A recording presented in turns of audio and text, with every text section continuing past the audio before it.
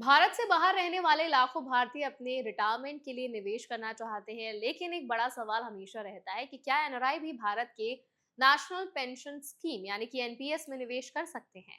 अच्छी बात यह है कि इसका जवाब हाँ है, लेकिन इसके साथ कुछ ऐसे नियम भी जुड़े हैं जिन्हें समझना बहुत जरूरी है।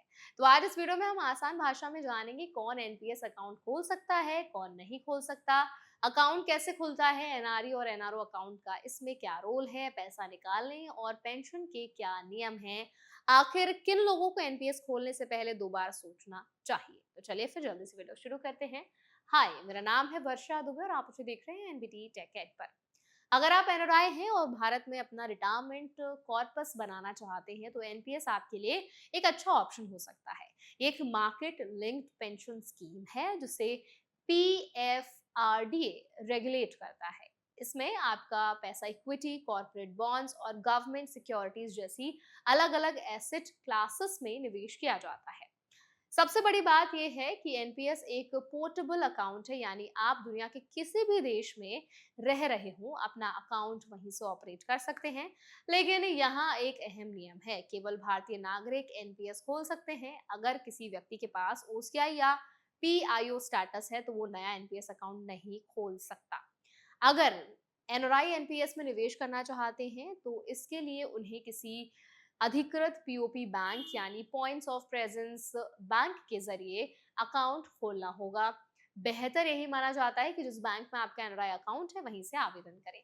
आवेदन के समय पासपोर्ट की कॉपी, रजिस्ट्रेशन फॉर्म और जरूरत पड़ने पर एड्रेस प्रूफ देना होता है। ऑनलाइन ई एनपीएस के जरिए भी अकाउंट खोला जा सकता है, जहां आधार या पैन और बैंक वेरिफिकेशन की मदद ली जाती है।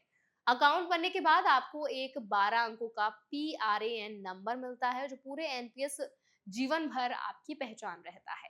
अब बात करते हैं एनपीएस के दो अलग अलग ऑप्शंस की। एनआरआई रिपेट्रिएबल और नॉन रिपेट्रिएबल दोनों तरह का एनपीएस अकाउंट खोल सकते हैं। अगर आप रिपेट्रिएबल अकाउंट चुनते हैं तो रजिस्ट्रेशन के समय जिस एनआरई या एनआरओ अकाउंट की जानकारी देंगे, आगे की सभी कॉन्ट्रीब्यूशंस उसी अकाउंट से करनी होगी। वहीं नॉन रिपेट्रिएबल ऑप्शन में ज्यादा फ्लेक्सिबिलिटी मिलती है आपको और बाद की कॉन्ट्रीब्यूशंस अलग-अलग लेवल से भी की जा सकती है। हालांकि एक बात ध्यान रखें कि एनआरआई के लिए ऑनलाइन ईएनपीएस में केवल टीयर 1 अकाउंट अवेलेबल है, टीयर 2 अकाउंट की सुविधा फिलहाल नहीं दी जाती। अब सबसे जरूरी बात, पैसा वापस कैसे मिलेगा। एनपीएस से मिलने वाली पेंशन या एन्युटी हमेशा भारतीय मुद्रा यानी आईएनआर में ही मिलेगी। हालांकि अगर आप विदेश में रहते हैं तो सभी पेंशन या लम सम अमाउंट को विदेश भेजने यानी रिपेट्रिएबल करने पर कोई रोक नहीं है। लेकिन इनकम टैक्स के नियम यहाँ लागू होंगे क्योंकि पेंशन और लमसम विड्रॉल को टैक्सेबल इनकम माना जा सकता है। इसी वजह से एनआरई और एनआरओ अकाउंट का चुनाव भी अहम हो जाता है। एनआरई अकाउंट में विदेश की कमाई जमा होती है, उस पर मिलने वाला इंटरेस्ट टैक्स फ्री होता है और पैसा आसानी से विदेश भेजा जा सकता है, जबकि एनआरओ अकाउंट भारत में होने वाली इनकम के लिए होता है जिसमें इंटरेस्ट टैक्सेबल होता है और रिपेट्रिएशन पर कुछ नियम लागू होते हैं। अगर फ्यूचर में आप भारतीय नागरिकता छोड़ने की योजना बना रहे हैं तो एनपीएस खोलने से पहले जरूर सोचें, क्योंकि जिस दिन आप भारतीय नागरिक नहीं रहेंगे उस दिन आपका एनपीएस अकाउंट बंद कर दिया जाएगा।